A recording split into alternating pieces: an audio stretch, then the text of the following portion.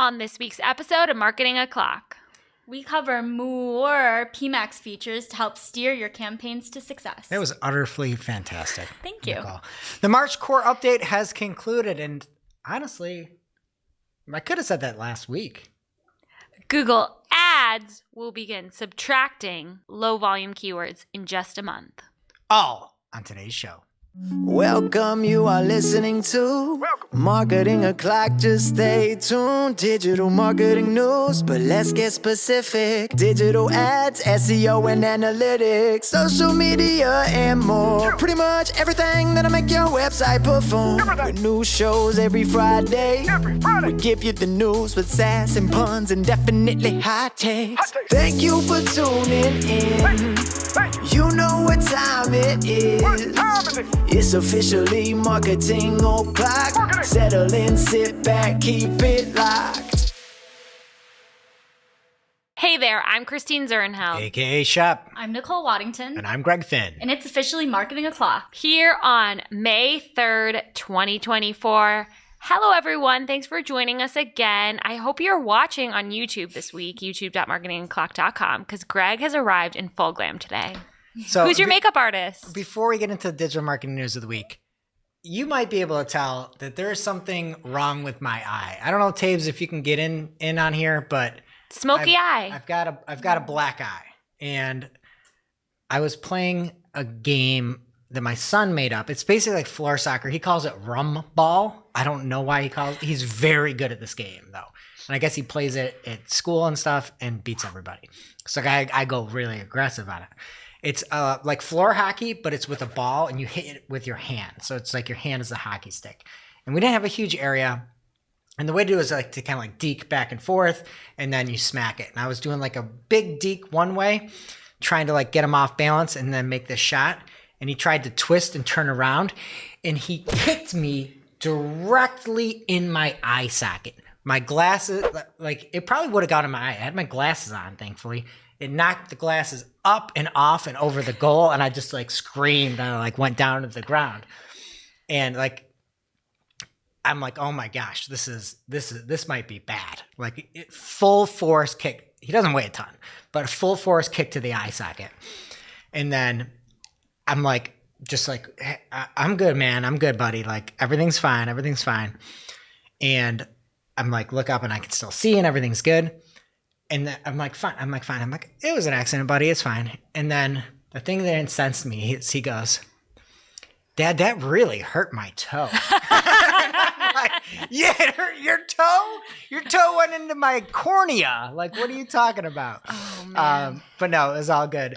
And then it happened and it like instantly swole up and started drooping down. So I messaged our channel and I'm like, hey, if my eye is like totally swollen over, I'm probably not going to go on the show. And I immediately put like ice on it. And of course, I just get trolled by Shep. No, you Shep's didn't. like, oh, you need a sick day. I was just like, let me know if you need a sick day. Yeah, of course. You knew what you were doing. And so then, of course, like right after it, I iced it up. I still went out, pitched 100 pitches. We did some BP. Then I played basketball for a half hour. Yep. You should be really proud. Thank you. Nobody would take sick day as offensive as you do. I'm really glad I found this pain point. Nobody else would care that I said they had a sick day. It happens. Yes. So I've added that to my litigation against you for the record. And you that's made being it. handled by the Barnes Club. Okay. Has Selena been in contact with you yet? Not yet. Okay. I'll let you know. First up in the news, there are many webmasters out there that would like to have some litigation against Google because not only is the March core update finally done, it was 45 days long. Wow. They announced it on the 26th of April, and it actually ended on the 19th of April. So they announced the end of the fact that it was done rolling out, and it actually was done rolling out a week ago. And some people are up in arms. I mean, to me, I remember the days where there's no communication. So like any communication from Google is like good in my book.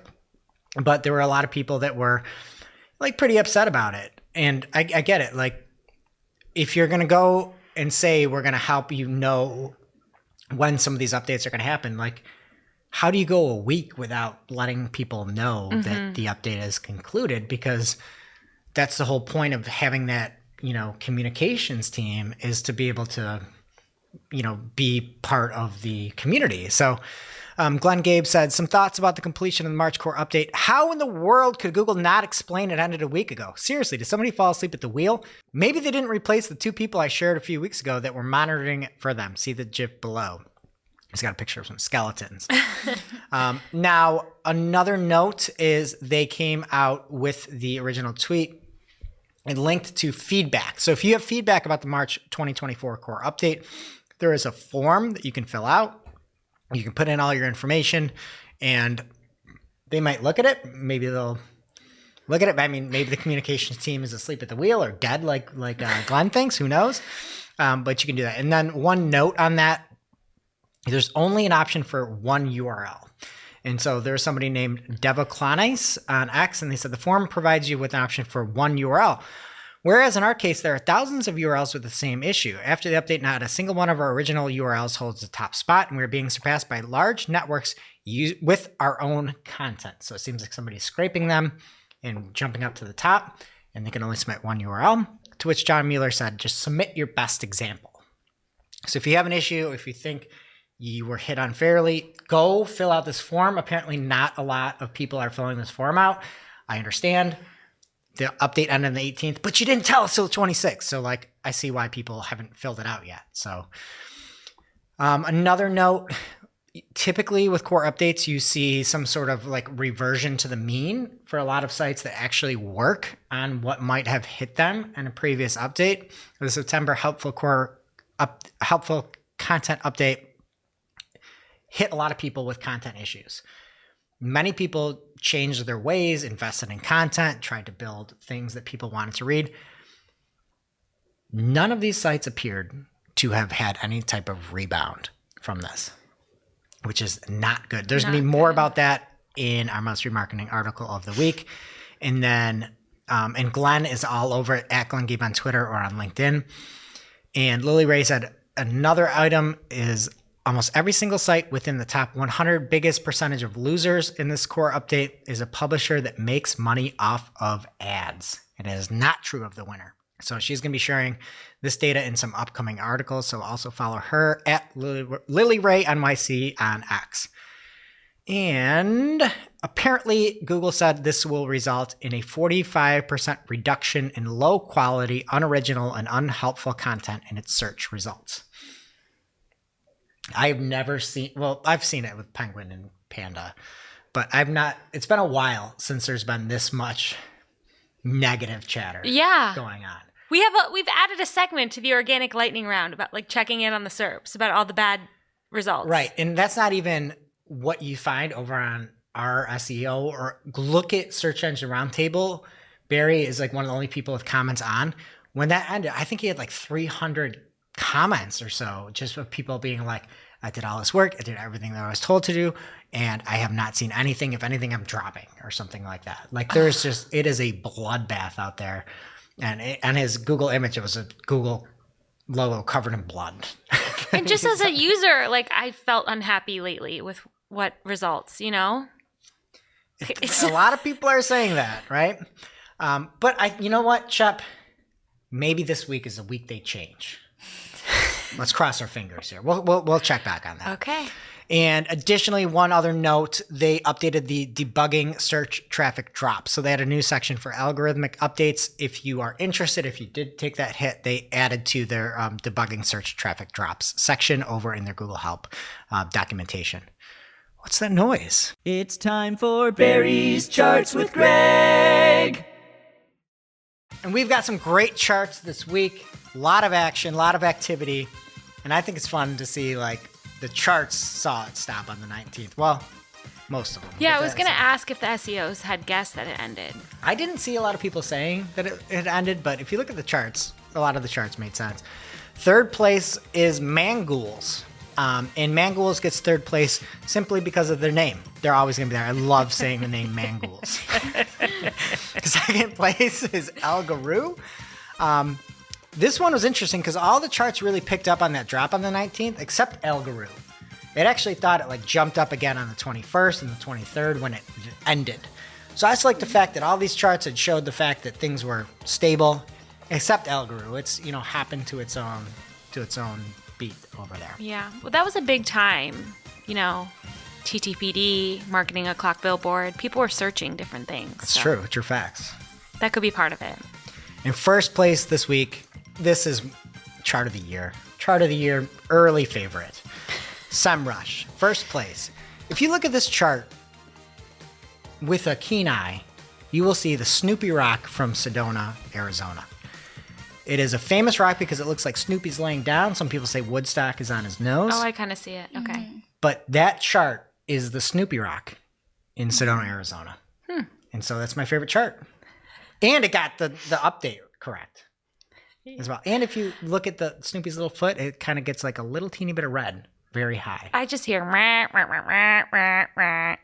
All right. And that was Barry's Charts with Greg, a video segment about audio charts. What did I say? An audio segment for visual charts. Segment about visual charts. All right, we also have some PMAX news. There have been several PMAX updates announced in the last week, and Ginny Marvin at Ads Liaison on X came in clutch with some high-level points to take away from it. So PMAX campaigns now have new customer value mode in beta for purchase conversion goals, and this is also available in SA360.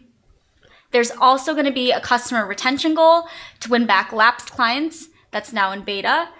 Detailed demographics, so age and gender groups, are now available in PMAX Audience Insights. I think this is a step in the right direction, getting more insights. Would love to see as many insights as we get on shopping and search campaigns, but we can't hope for too much with PMAX.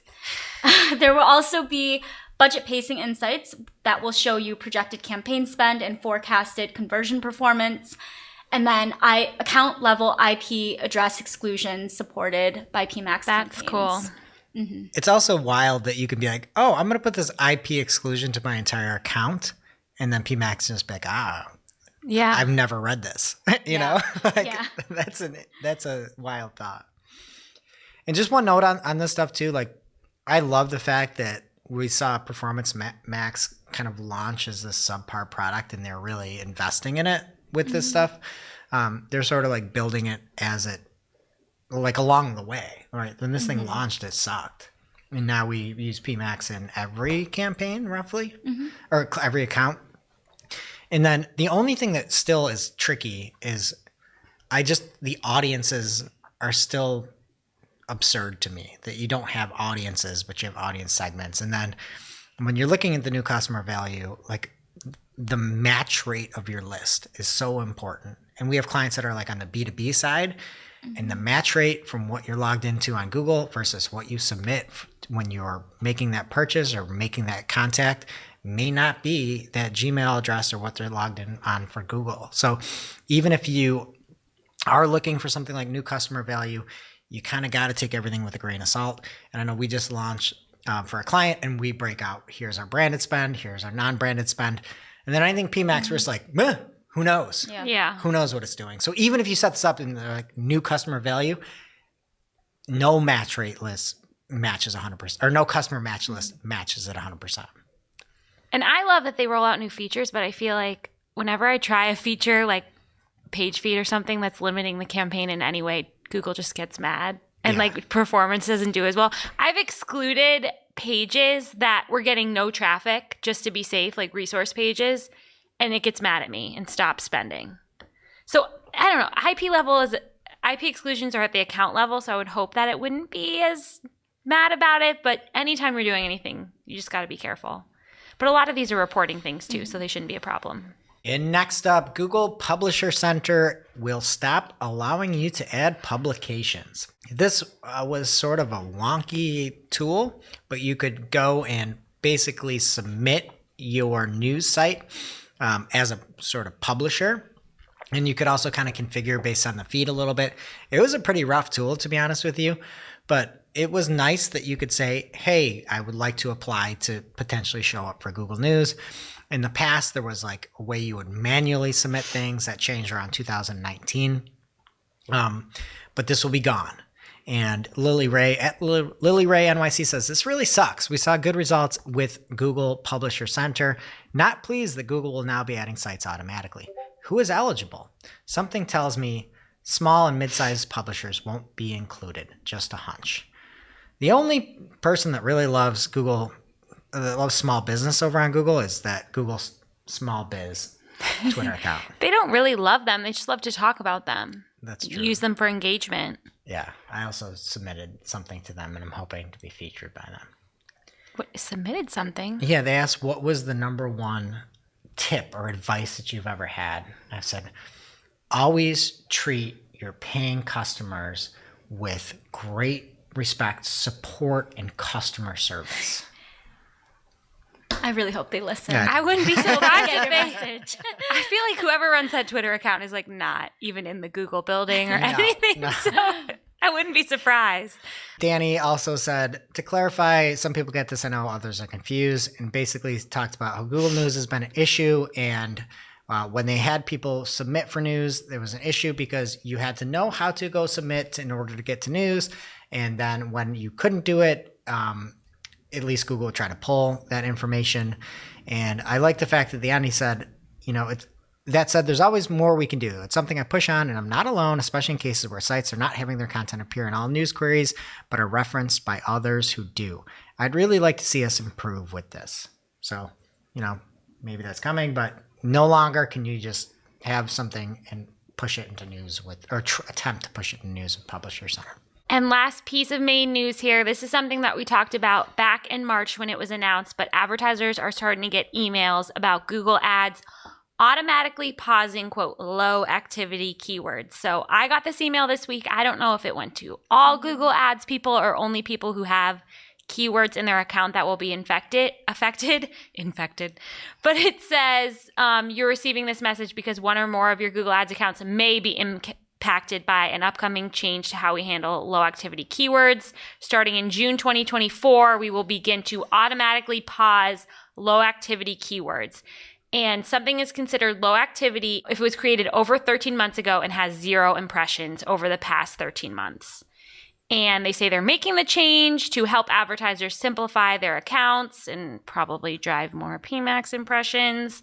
Also, they say that if they pause a keyword, you can always unpause it. But if it doesn't get impressions for 3 additional months, they're going to pause it again. So I don't know if there's even a point. Very frustrating. I wish they weren't in there messing around, but it's something everyone's going to have to deal with, so just be ready for it. I also don't know if it's going to be in change history. I hope it would be. Or I hope we get an email. Yeah. And some people are upset with this. I really wasn't. If you don't get really do anything. an impression in 13 months, Yeah. what are you that worried about? I think about it from clients. I have accounts with a ton of keywords in them, and I don't want my client to go in and be like, why aren't we bidding on this? It matters to me. I agree. You know on what I that. mean? And then I think the point you made about the PMAX is really the big deal where, you have to have an eligible keyword that is in your account and PMAX won't show for that keyword. So this is another way to have less eligible keywords, but they already do it with low search volume anyway. They already make it ineligible. So if you don't have an impression in 13 months, I'm assuming you have low search volume anyway, and it would immediately be ineligible. Yeah. I guess another concern too is the slippery slope of what next are they going to take away? That's true. What if it's not 13 months? What if it's 13 days? I know that sounds aggressive, but where is that line? If it's 3 months, right? So if you turn something back on, it's cut off in 3 months. If it's something that's a really lucrative term and you want to be number one, you need a high impression share for this, and you have something set up to be manual bidding so that you're at the very top and you have all the impression share in the world. 3 months seems too short. So yeah, maybe they'll change it and kick it down a little bit, but I do think this leads to more PMAX. Yeah. Somehow. Even if they label it pause due to low activity, pause by Google, I would like that more. Agree. Please put it in change history. Yes. That is a must. Yeah. Now it's time for this week's Take of the Week. This is a #fire digital marketing take with extra spice served up for you. We simply deliver the take for your consumption. We give no opinions. We don't influence. You make the call. All right. This week's Take of the Week was a quote tweet from the original tweet was from Anthony Higman, where he said Google Ads will now automatically pause low activity keywords. Wild. And Emily Martin at Hey Emily Martin on X said, and quote tweeted this and said, only a matter of time until this says automatically pausing phrase and exact match keywords. That's scary. You know, honestly, like, I could see them saying, like, if you don't have impressions or something like that over a certain number of days, we're going to switch to smart broad matching or whatever. But yeah, Emily, thanks for giving us a scare Yeah, here. don't give them any ideas, Emily. Now it's time for this week's ICYMI. ICYMI people. This is something you just might not have seen. Maybe something that you overlooked, but you shouldn't have. ICYMI people, Sophie Logan posted an awesome list from her LinkedIn account of all of the marketing events coming up in 2024. So she said, following on from my post on Monday looking for digital marketing events, I took some time and finally got around to updating my personal event tracker. So there are events on here for social media, SEO, PPC, and events all over the world. There's stuff in Europe, the US, and even online. So if you want the full list, head over to linkedin.com/in/Sophie Logan to see her full list. And definitely comment with where you'll be attending this year because Sophie's asking that info too. Thanks, Sophie. Now it's time for this week's Pew Pew Lightning Round. At this point in the show, we split up our content into 3 parts: paid, organic, and social. First up in the paid universe this week, Nate Lewis has some more potential drama for us. You may remember he is the one who started all of the outrage over ad strength because he had a notification in his account when he was setting up a campaign that said impressions, and it had the triangle with the exclamation point, like they could be limited due to low ad strength. Now he's finding something similar, but it says low keyword quality. Which makes sense. That's all we wanted, is some semblance of sense. But does keyword quality mean quality score? That We don't know what that means. But that doesn't reference a diagnostic tool, which was what everybody was, at least me, I was concerned about. And I'm not even going to talk about it anymore. Everybody's sick of this. But I'm worried this is, like, to me, it's referencing quality score. What is keyword quality? Well, I mean, your quality score impacts your ad rank, where ad strength shouldn't impact your ad rank, even though there might be not a causative effect, but a correlative effect between your quality score and your I just ad want to strength. point out, I felt safe from quality score after last week. Ginny wrote that article, and she said the quality score that is shown in your account is a separate and older diagnostic tool that looks at expected click-through rate, ad relevance, and landing page experience, and it is not used in the auction. I felt like I didn't have to worry about it anymore. She called it old, and now we're talking about keyword quality. I'm just over it. It's all just PR talk, right? Like when you saw the DOJ documents, they're like, here's what the perceived click-through rate is. That's really what it is. And these tools dance around the things and aren't actually like elements anymore of anything. They're just tools, but in reality, they're trying to tell you if you think somebody's going to click. The issue is, like, I'm not even going to say it. The thing with the acronym AS, okay? Like that doesn't take into effect anything with conversions. And that's the issue. It's like you look at all these things and they're like, well, what's the predictive click-through rate right from the DOJ docs? And then that with your bid and your ad rank gets you into the auction. But the problem is I look at that and that shouldn't be at all what smart bidding does. How does that do anything with the auction when it doesn't matter what your predictive click-through rate is? It matters about your predictive conversion rate, which is the whole thing that just goes right over my head, because you're supposed to be doing smart bidding to get me conversions back, not just to get clicks to make you money. I understand you're going to move the bids up. It might be higher, but I still don't. You look at this stuff and you don't see anything about the conversions, which is the scary part. And last time they called it a UI test, so I feel like that's what it is. Like, we shouldn't worry about it too much, but I take umbrage with it. Like, give me real facts or don't say anything. Okay, next up, it was New Fronts in New York this week, and Google announced a lot of stuff. First of all, a partnership with companies using its display and video 360 tools, including big names like Disney, Warner Brothers, Discovery, and Paramount Global. They also announced that it is one of the first partners to directly integrate with Disney's real-time ad exchange, or DRAX, which I found out they purposely named after a Marvel villain. Oh, really? I was going to say that this sounds like a reboot of like Dracula. You know what I mean? No, I think it's a bad guy in like Avengers or something. They also announced instant deals, which will enable marketers to establish customized deals with top publishers from within the display and video 360 interface. They said this buying method is already available today for high impact reservation YouTube placements like YouTube Select and Masthead, and soon agencies will be able to access these same placements with non-guaranteed deals for even greater budget flexibility. Plus, instant deals are expanding beyond YouTube and major publishers like Disney. And then finally, they also are looking to integrate more AI into the ad creation process, and they have an example of where they're using AI to find audiences through conversational prompts, which I'm kind of interested in. Yeah, I guess. Because it's kind of annoying to search for what they used to call custom audiences. Yeah, I mean, they put a lot in here. Yeah, so that could be fun to play around with. Next up, there's a new article from The Verge called Meta's Set It and Forget It AI tool is misfiring and blowing through cash. And this is talking about Advantage Plus shopping campaigns. So if you're not familiar, these allow you to upload creative, pick a conversion goal, and set a budget cap, and then AI will do the rest. So it's set it and forget it is what they're advertising it as. And it's been blowing through daily budgets apparently in a couple of hours with CPMs as high as $250 with no sales.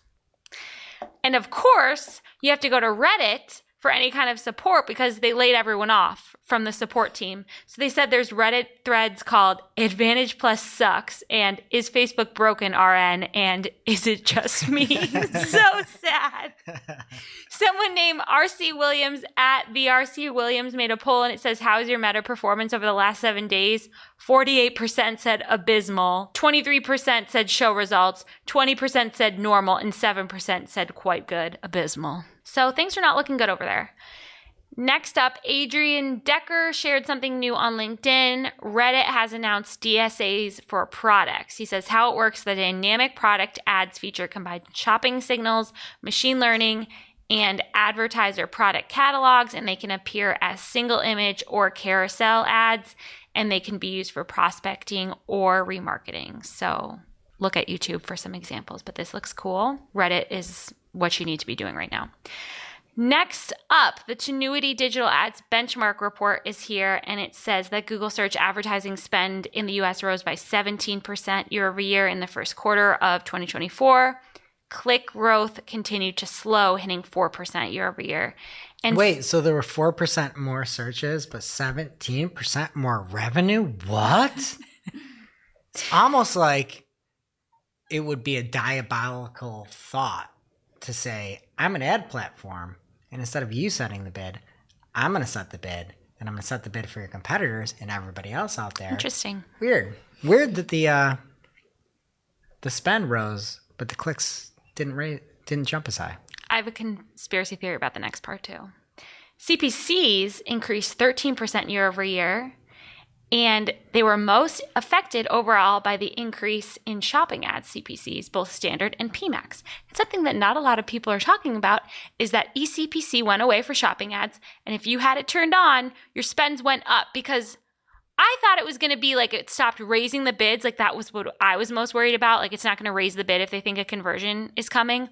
No. The problem was they weren't lowering the bids when they knew a conversion wasn't coming. So we had it turned on for like 1 week because they didn't really tell you when it was going away because they said October 2023 and then it lasted for like 5 more months. And all of a sudden, our CPCs are shooting through the roof. Let's do a hypothetical, okay? You are a Google exec that wants eCPC. And I'm a Google exec that wants to get rid of it and do it all manual. Hey, I know you built this great system. It's all included in there. It's already built. We use eCPC for search. It works great. It works great for shopping. I think we should get rid of it. Why would you do that? Well, I just think that we can just set a bid in shopping and we don't need, like, smart bidding is too much the rage. Maybe we go the opposite direction. But maybe I want to spend more for certain products. That's a good point, but you could also spend less, and we don't want less money. Okay, deal. But you already had it built. That's the thing is like, Yeah. you actively worked to undo this thing and take it away where it is objectively a better bidding type. And you're out there saying smart bidding's the answer, smart bidding's the answer. And in reality, you've got this bid type that is like the DOJ. Everything in those trials talk about the advertiser will pay roughly the same amount as the bid. And then you are taking that smart bidding aspect of it away in order to force everybody into maximize conversion value, into maximize conversion value with target ROAS. Like that you took away an option. I did not realize how much I missed ECPC until it was But gone. you took that option away. Yeah. And you put many, many, many human hours to get rid of that option. That worked. What if they take it away for search? Akvila DeFazio shared from her at Akvila DeFazio account on X. Oh, look, another new column. She's talking about meta ads. And I guess this is a new column for actions, and it's giving her more points. Like optimization score, I guess. We should make a low point. That is so stupid. Paul Bannister at P. Bannis on X shared the new version of Safari will let users erase parts of web pages like ads that they don't like. This will have the greatest impact on sites with heavy repeat readership. Probably news sites hit worst of all. Sorry, journalism. Apple DGAF about you. DGAF? Yeah. You can figure it out. DGAF? I just want to say I'm excited about this for my oatmeal chocolate chip cookie recipe that I refuse to write down and go to the website every month. That's the thing. That I could just erase the top half. You see all this messaging from Google, and they're like, hey, you can't have intrusive interstitials. How does any website recipe rank? How does it rank? They all do. Every single one. It's a fight for your life to get to print this page. Yeah. And then you gotta print this page, and I can actually see what it is. Mm-hmm. Wild. So, and then Eric _Sufert reshared it and said, of course, the Safari only feature won't apply to ads displayed in the news, stocks, or App Store apps. Interesting.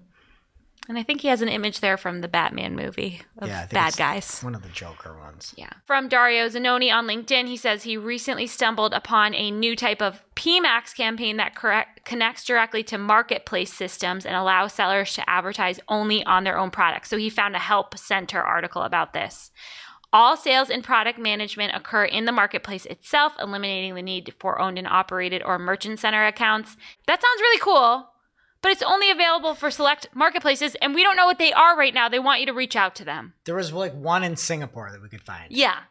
Hopefully there's more coming. That does sound cool. Anthony Higman found individual advertiser names in the Ad Transparency Center for Local Service Ads, and he says, LSA Peoples. I believe this may be an important step in being able to more easily spot bad actors? I hope so, at least. So the title cases. I can't even Come read on, these tweets Anthony. anymore. Why do you do this to me? Next up from at the PPC dude on X, he says Google is matching all products and services with competitor keywords. So, for example, if you have a small fitness or clothing brand that you target the phrase match keyword athletic polyester shirt, it could match with Adidas, Nike, Gymshark versus Alpha Elite or Noble shirt. Are those real brands? Those sound Adidas, like your Nike, brands. Gymshark, Noble, yes. Noble. Me and Sophie Logan, yeah. Noble is a real workout guy brand name. Tom Brady. It's Tom Brady's brand now. Oh, please. You're not a Tom Brady guy? No. You The don't like cross. Giselle? I do like Giselle. Oh, She doesn't like him. okay. That, But okay. I just need to say this is a legend here. But also, this should be the lawsuit. Once I'm done suing you, we should get a class action. How do you say that it is phrase match? Phrase is a specific term in the Webster Merriam Dictionary. So is exact. And to say athletic polyester shirt, if it does in fact show up for Nike shirt, this is what people should be incensed about. That is not a phrase in those That's search a bunch of terms. bull, not no bull. Yeah, a lot of bull. It's too much. Like, you're too greedy at this point. Just play the long game. Yeah. They're going to change the names of the match types They in need 2024. they need to do what they do for the lookalikes. That actually makes sense. You have narrow, you have balanced, and you have broad.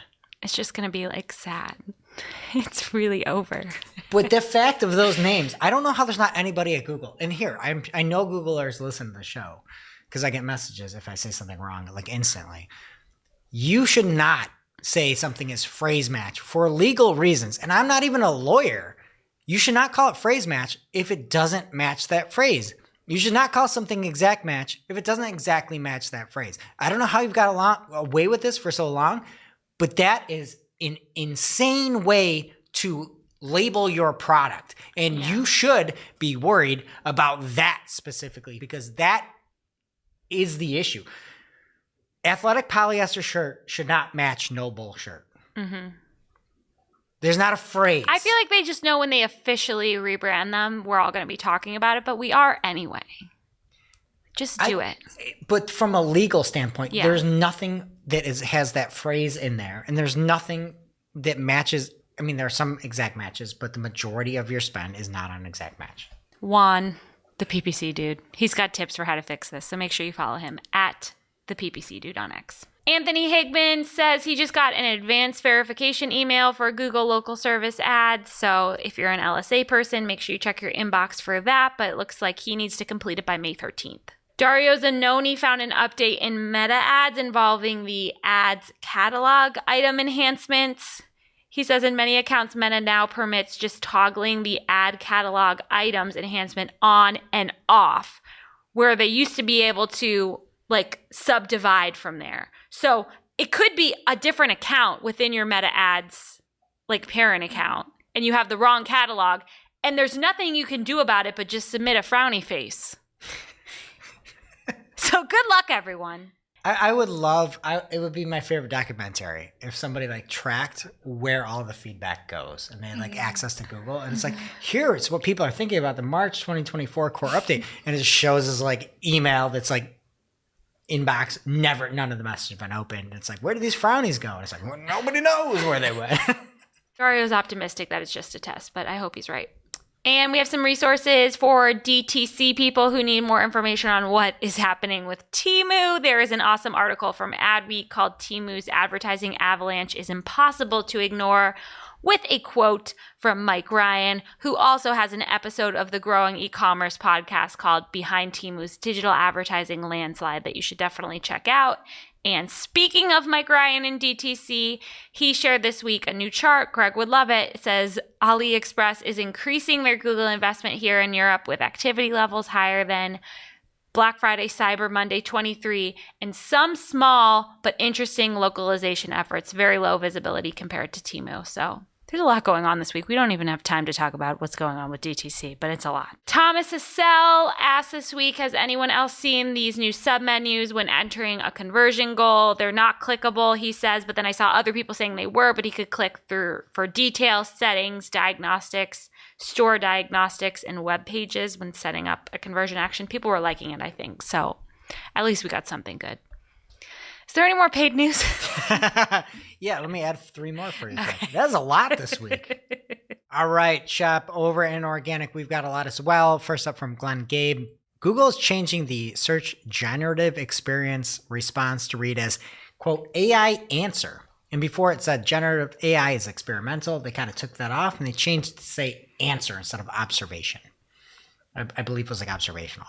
I think it's kind of weird because it's like you don't really answer stuff all the time with it, especially knowing it like won't get into like reviews and all that stuff, but it's called an AI answer, and there's a learn more if you want all those disclaimers now. From Aleda Solis, and she went through the Google Q1 earnings call, a couple of interesting notes about SGE and AI. She found Sundar Pichai to say, we're starting to bring AI overviews to the main search results page, focusing on areas where Gen AI can improve the search experience while also prioritizing traffic to websites and merchants. Based on our testing, we're encouraged that we're seeing an increase in search usage among people who use the new AI overviews, as well as increased user satisfaction with the results.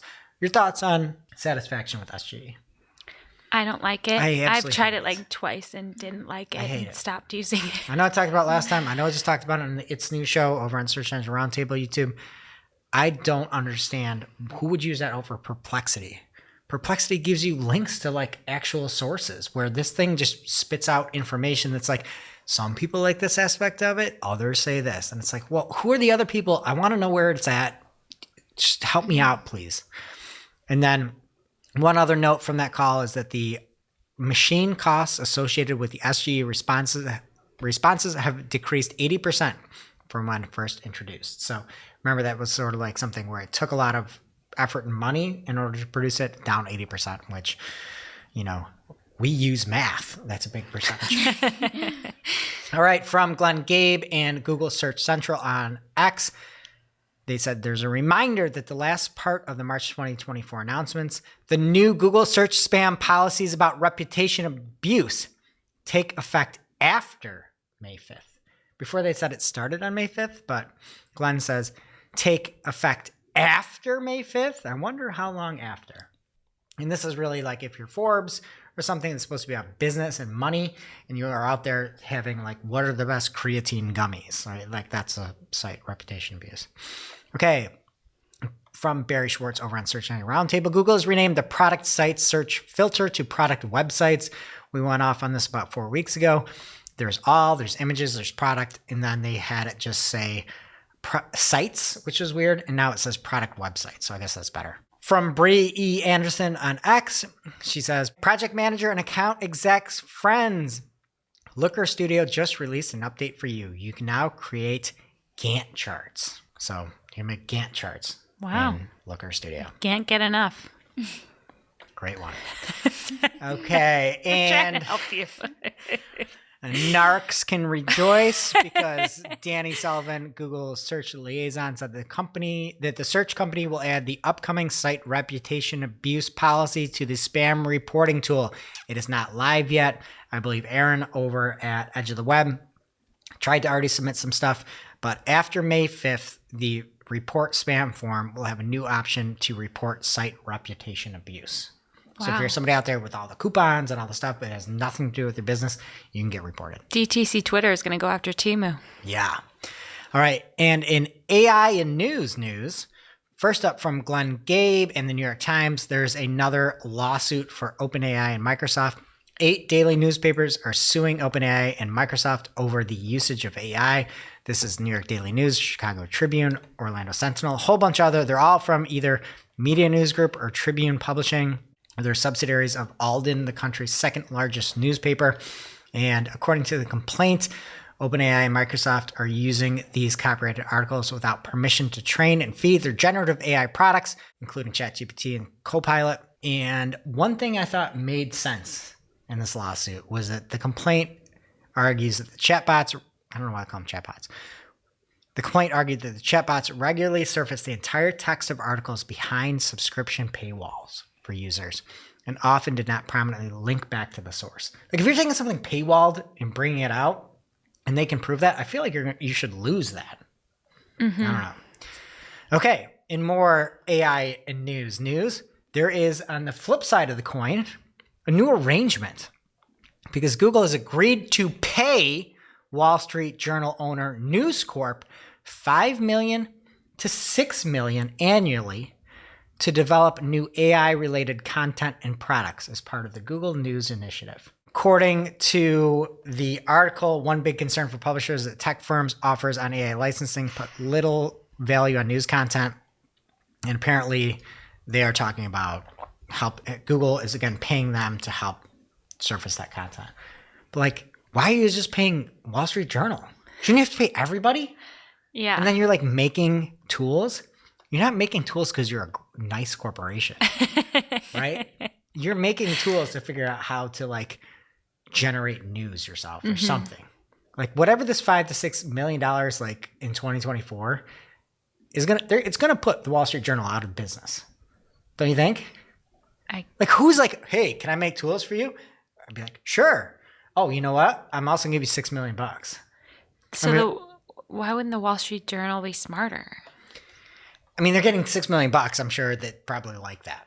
Yeah. Okay, then there is another publisher deal. The Financial Times has signed a deal with OpenAI to train AI models on its archived content and let ChatGPT respond with short summaries of the articles.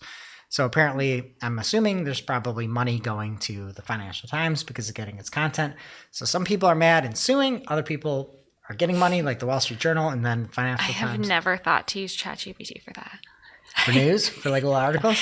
Oh my gosh, my lightning round next week is going to be very different. Okay. There you go. We'll have some auto-generated, not fun stuff. Mm-hmm. There we go. And we're just going to, I know we alluded to this earlier, but we're just going to do checking in on Google search. From Barry Schwartz over on Search Engine Roundtable. If you Google a flag GIF and then click on the waving refinement, you are taken to a page full of Nazi flags. Oh, lovely. I just need to make a statement that I am not a big historian, like a big historic buff. But like one thing I learned to know, Nazis are very bad. The worst. And if you type in flag GIF and look for a waving GIF, you get an entire page of Nazi flags. Have we checked since Barry's got some power? So has he gotten rid of it yet? I look at the GIF. The GIF is all Nazi flags. Oh my gosh, it's still there. What the heck? Oh. And the thing that drives me crazy is like when I was trying to make one image and I was like, I went to Bard, now Gemini, and I'm like, hey, can you make an image of Taylor Swift making heart hands saying I love you, Shep, or something? It's like, you cannot talk about Taylor Swift. And it's like, okay, well, can you make a singer that resembles Taylor Swift, a picture? It's like, you cannot talk about Taylor Swift. You can't do anything with Taylor Swift. Yeah. Maybe do that with Nazis. I know. Yeah, they should get equal treatment. Nazis should get the Taylor Swift treatment. Well, the opposite.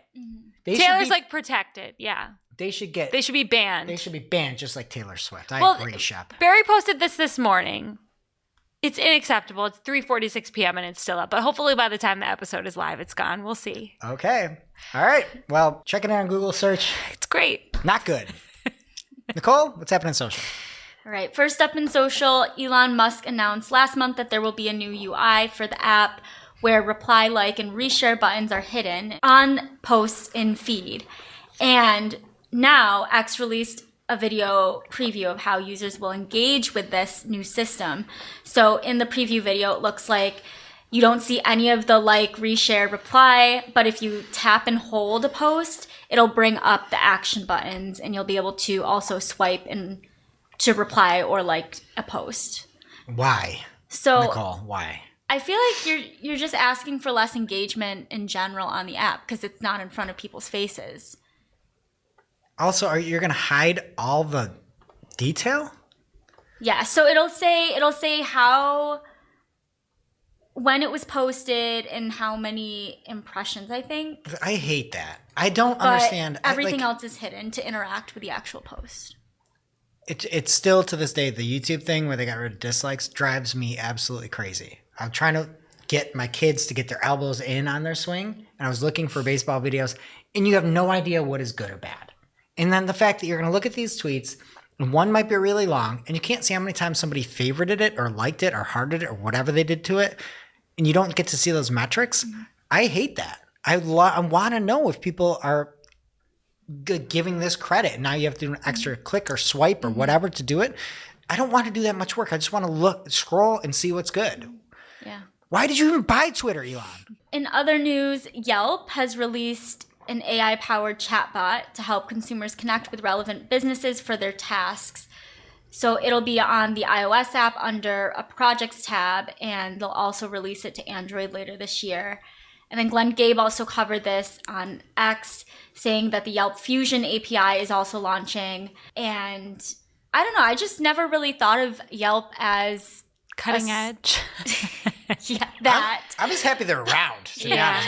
It's news to me. Yeah, I just use them for restaurants, but I guess I know they do have business reviews for like plumbing or if you needed. Oh, I think of them as business reviews. Really? Yeah. You use Yelp? No, but when I'm looking for like a restaurant or something, I feel like it's always a review result. Yeah, for restaurants, but like they call it projects. And so that's more for people using Yelp to like find a new plumber or electrician. Yeah. It's like Angie's List. Yeah. Okay. I don't know. Or Angie's now. Yeah. Like, why did they do that? They divorced. It's really weird. Real messy breakup.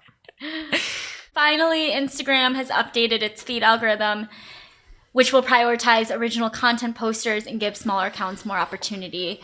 So with this update, they're removing aggregator accounts from recommendations. So accounts that repeatedly post content from other Instagram users, to clarify, 10 or more times in the last 30 days, will not be shown in surfaces where we recommend content. They're also adding labels to reposted content to direct users towards the original content creator. They're replacing reposts with original content in recommendations. So like rip meme accounts? Is that what we're... That's what I originally thought. Like, I don't think there's any use case I've seen where you're not crediting the original user. Yeah. Or I love when people find like a really good tweet and share it on an Instagram meme account. I know. Are we That's losing that? That's how I consume X posts. Yeah. Is on Instagram. Interesting. Yeah. And finally, smaller creators will get more distribution. And that brings us to our real life segment, straight out of our accounts and into your ear holes. It's time for Working Hard or Hardly Working, where we talk about what's going on in our IRL work, good, bad, or otherwise. For me this week, I shouted out a new card I found in the overview tab last week that sorted performance by campaign label, which I thought was really cool. And I found a couple of new ones this week. I didn't see this one before for search ads, and it showed my top performing search ads in a search campaign, which was an RSA. So I'm taking this to mean this is how it's displaying, like with these headlines and descriptions, which is like better reporting than you get in the art. That's cool. And then biggest changes to your campaigns and ad groups. I don't know if I just avoided the overview tab before and now it's like surfacing more, but that was a new one to me and I thought that was cool. And then billing. I think it's nice to know when your next payment is and then your balance as of whenever you're in the account. So don't sleep on it. There's also a bunch of recommendations peppered in, but I thought those were cool.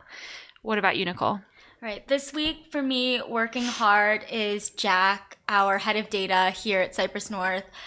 We've been working with one particular client on getting them up to compliance for GDRP and cookie banners, and all of that stuff is very complex to explain, especially if you're passing the information on to our direct report at the client, but also like they're passing it on to their supervisors and the C-suite. And he's done a great job of making sure they're in the know and explaining anything they have questions on. And just a note on that too, you now officially have less than 2 months to save your GA3 data. Go download it. If you need help, we can take it, audit all the information, make sure it's correct, and get it to you in an easily digestible, like consumable, similar to a GA where you can choose dates over at uadataextract.com. But just a reminder on that side, remember, we're under 2 months left before all of your historical information is deleted. If you need help, reach out. And for me, one of the biggest things is a lot of times you get really stuck in some of the details. And we had a client that has 90 to 95% of their revenue that comes in via desktop. It's B2B e-commerce. And we had mobile ads running, and we're kind of running them during the day because there's a lot of overlap to B2C. Shop is like, what if we test going all hours? It's still T-ROAS. Let's give it a shot. And it worked. And I think that's something that sometimes everybody's looking for, like a magic bullet, this or that. Coming up with experiments, even if they fail, will help you move forward. Like, it can confirm if something doesn't work, or it can show that there's promise. And I think that is our job as digital advertisers, is to say, let's push ourselves, let's try different things, see what works, cut the stuff that doesn't. And the only way to do that is to experiment, and it actually worked. So great job, Shop. Thanks.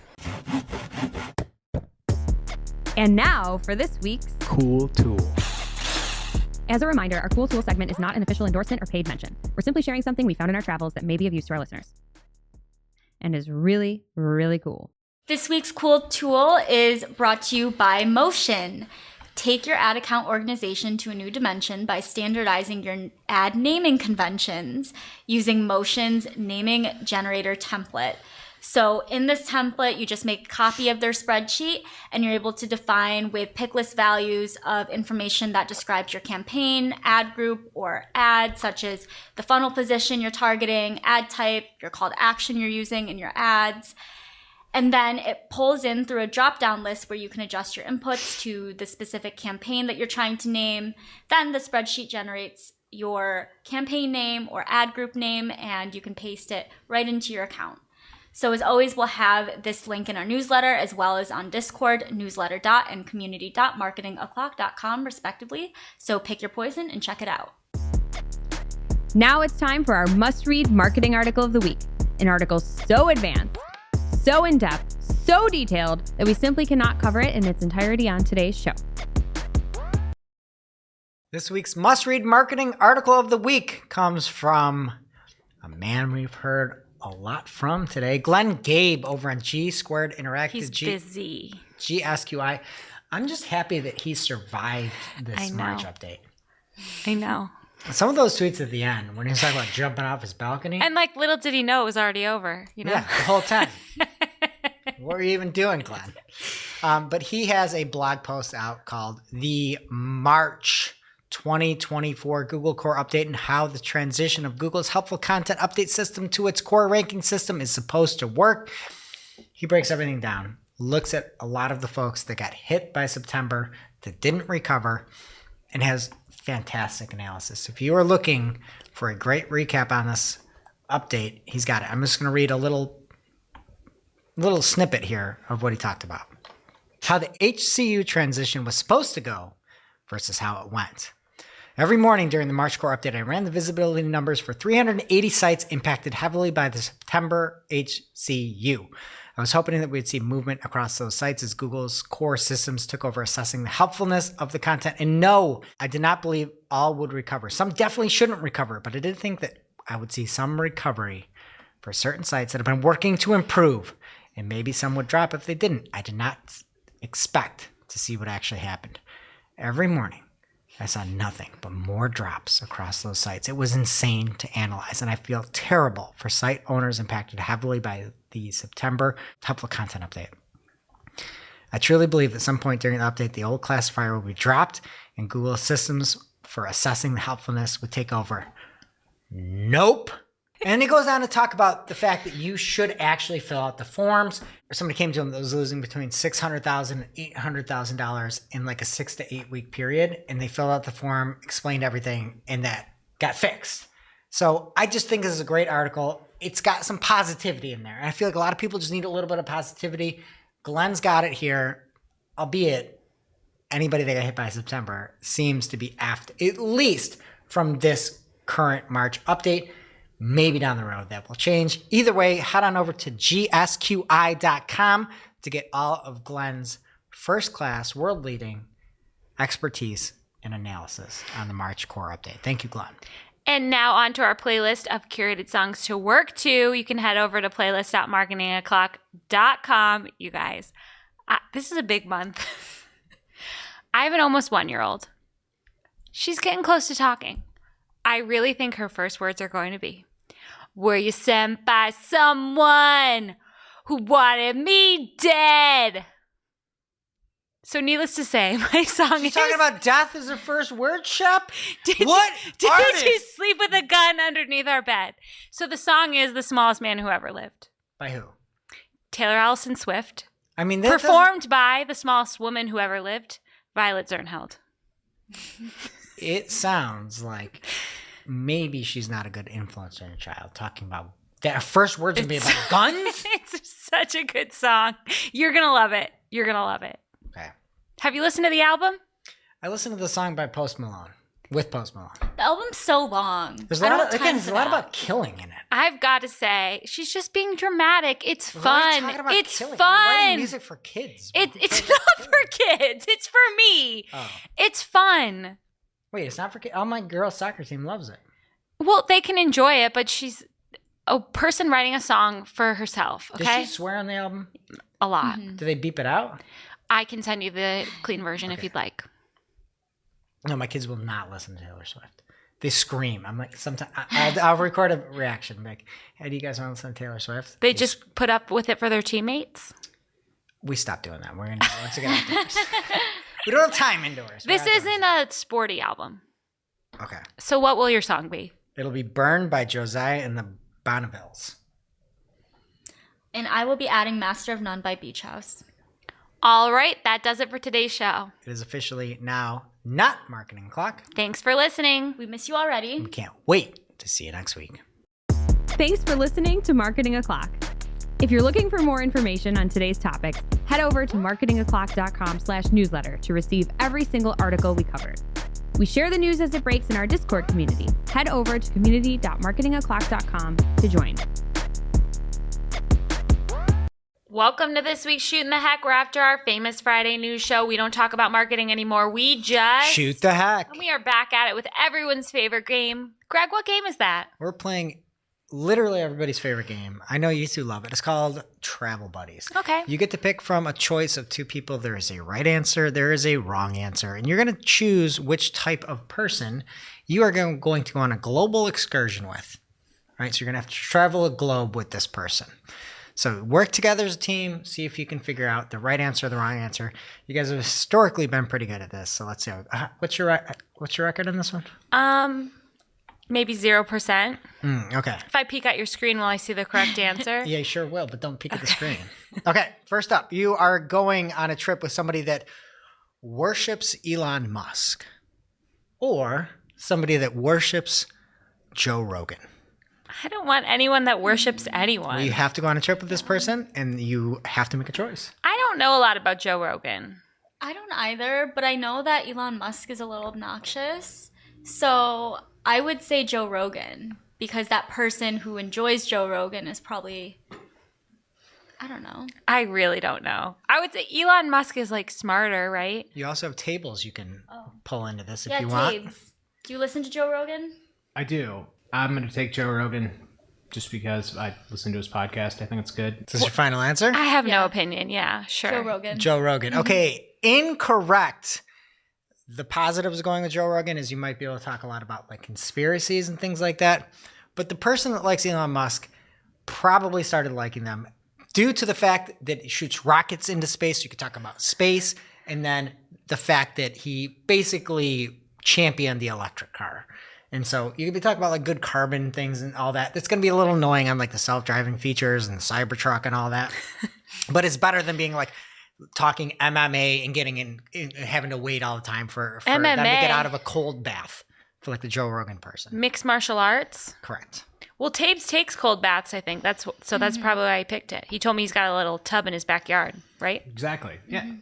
Yep. Okay, And well, I'm you know what? I'm surprised You we know got what's that annoying? wrong. Trying to get that through customs because Taves is going to have to take that with him on the trip because he can't go a day without his cold bath and his Shroom Tech or Nutrimind or whatever it's called. Shroom Mind? What's it called? I don't know. Arctic something. It's like on it something or other. Alpha Brain. Alpha Brain. They're going to be popping Alpha Brain the whole time. Okay. You are going to go on a trip with somebody whose favorite game is Trouble or somebody whose favorite game is the Game of Life. Oh, The board man. game. Those are both great games. I used to eat a lot of those little life people back in the day. That explains You it. just chew on them. Plastic. Delicious. Do you actually swallow them? No, just crack it in half. It's really yummy. I'm anemic. I feel like life is better than Trouble. But I always used to cheat the Game of Life and like try to control my life. I would say Life because you're making decisions throughout the game, and I want someone who can make decisions on this trip. Yeah. Trouble And you're is like just traveling in a chance. car, aren't you? In life? Yeah. Yeah. Okay, tables. Well, I'm already outnumbered, but I'm a Trouble person. It's like my favorite board game. Here comes I'm going Trouble. with that. I'm going life. Okay. Let me just check and see what the correct answer is for that. The correct answer is Trouble. What? Unfortunately, it's Trouble because the person who loves Game of Life they're going to overanalyze every single decision. And that's the actual problem. Somebody that's playing Trouble is just like, let's go. Let's pop that thing. Let's go. Try to pass them. We're ready to go. Oh, you want to go get like a rap tapas? song. Oh, cool. Let's go. You want to go to Waterfall? Let's go. The person game life is like, well, we have a path that one ends in a waterfall and one ends in horseback riding. And it's going to be overanalyzed. You don't So want to travel with trouble. That sounds like a terrible idea. You're not actually bringing the game along. You don't want trouble on the road. Isn't that a Taylor Swift song? Yes. Of course it is. Okay. You're 0 for 2. You have plenty of time to come back and win this thing. Okay. Somebody whose favorite cereal is Grape Nuts, What? or Never somebody heard of that. whose favorite cereal is Wheaties. These are. What's grape nuts? I've never seen the cereal before. Yeah. Have you heard of Grape Nuts? Never even heard of grape nuts. It's actually. It says it's power pack nutrition, so I guess that would be good for like long days. Mm-hmm. But you gotta go Fiber. Wheaties. Is that your final answer? Who would identify Wheaties. as a grape nuts aficionado? Like that is not. One of the people that is going to go on this trip with you. No. Okay, the correct answer is actually Grape You're Nuts. kidding. Because Wheaties don't have a taste to them. It You're tastes like nuts. cardboard. Yes, Grape Nuts also has great fiber, so they're going to be nice and regular. They're not going to get bound up on the trip. And Wheaties doesn't taste like anything. At least this person could be like, yeah, I want this like pebbly garbage in my mouth, but there's a hint of grape to it. So you might be able to go and adventure and explore more highly tasty cuisine. Grape flavored things are like the worst artificial flavor. No. Okay, you're going to go on a trip. Favorite restaurant? First person, Arby's. Ooh. Second person, Popeyes. Popeyes is better. I don't think I've been to either. Popeye's chicken is better. You put it in the fridge overnight. I trust that. They should use that as their slogan. It's really You greasy. think you like this? Put it in the fridge overnight. It's really greasy the day of, but overnight it like absorbs into the chicken. It's really good. Okay. Tapes, do you have an opinion? I don't know. I was going to say Popeyes, and that might have just swayed my opinion. Yeah, I'm still going Popeyes. Yeah. Arby's is gross. Don't they use like gelatin for their meat or something? And then it like turns into like fake meat? Allegedly. Allegedly. It has an identity, like Louisiana cuisine is respected all over the world, where Arby's is just like bad American All over food. the world. New Orleans is a cultural destination. Is that your final answer? Yeah. Yeah. Everybody's Popeyes is good. Okay. Let me check the correct answer. The correct answer is Arby's. You're kidding. The Arby's Popeyes makes amazing chicken. But what can you get at Popeyes? Just chicken. You're going to all these different countries and you want people that can eat a selection of roast beef and ham and their cordon bleu and They have whatever ham else. at Arby's? I think they do. They got the meats. You want people that are like ready to try different. And if you can survive Arby's like that, you are going to thrive. when Popeyes you're done has with them. spicy food. Arby's does not. I'm sorry, the facts are the facts. Do you want one more? That was not the right answer. It is because you have a bigger palate. They're not just a fan of good chicken. They can eat bad meat. Bland American food. Okay. Okay. Do you want one more? Yeah, maybe I gotta get one. 0 for 4. Let's finish without 1 and 4. Okay. Somebody that collects troll dolls or somebody that collects Beanie Babies. I'm going to say Beanie Babies. There's something about fake plastic toys that grosses me out. Troll dolls are probably lighter in the carry-on. Yeah, remember, they're not taking them. It's just this is the person you're stuck on this trip with. What do you think is gross about the troll dolls? Aren't they like plastic with the hair Yeah. sticking out? I Yeah. don't like plastic stuff. You can clean it easier with a wipe. Beanie Babies like absorb. Can you put it through the washing machine? The Beanie Babies? I don't know. I like to think a Beanie Baby collectible from the 90s is worth more today than a troll doll. So that could be like some extra spending money on your trip. Just so you Yeah. know, no Beanie Baby is worth anything. For the record. That's not what I There's believed. like a Princess Diana one that's all fake and it might be worth like 60 grand. What about my collectible holiday Barbies in box? Those are actually worth more than Beanie Babies. I have for a sure. lot. They're worth like face value. Still more than Beanie Babies. I think troll dolls could be like offensive to some like cultures over the sea. You're not taking it overseas. Okay, Tabes, do you have any input or are you good? I feel like they're like the same person, but I'm going to go with Beanie Babies just because, I grew up in that era when they were huge and I think they're cool. Or I thought they were cool.